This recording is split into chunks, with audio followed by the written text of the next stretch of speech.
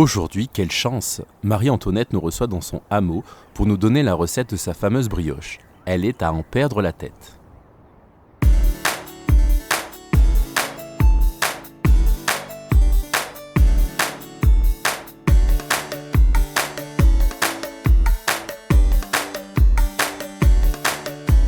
Je suis une Autrichienne, enfermée à Versailles.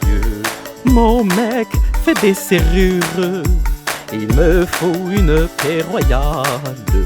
Seul dans mon hameau, je nourris des chevreaux. Harry se meurt de faim, faut manger de la brioche quand il n'y a pas de pain.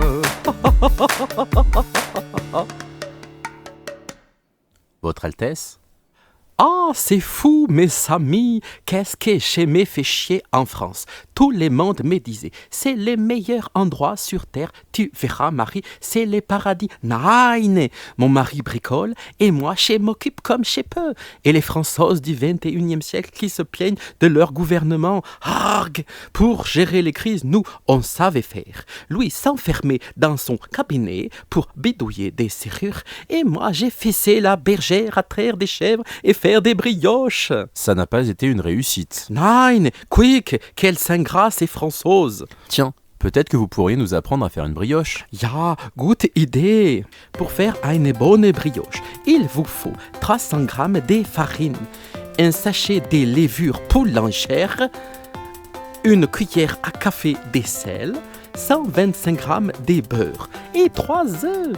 Il ne faut pas avoir de cholestérol. Pas grave, on bouffe puis on se fait une petite saignée, comme ça les analyses elles sont bonnes. Pas certain que ça marche. Pour commencer, vous mettez la levure dans un verre d'eau tiède et vous cassez les œufs dans un bol.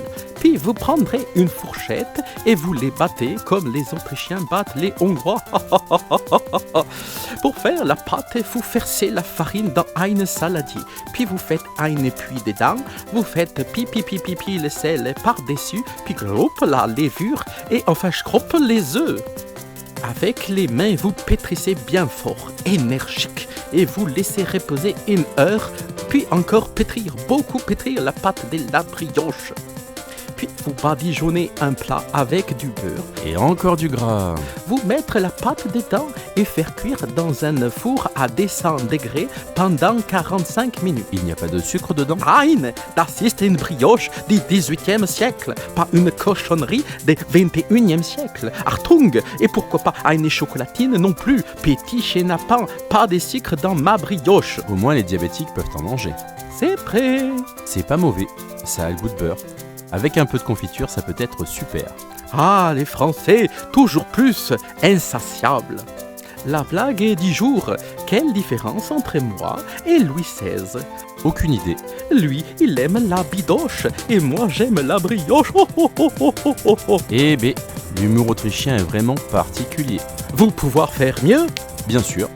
Monsieur et Madame Otinon-Tinfis, comment s'appelle-t-il?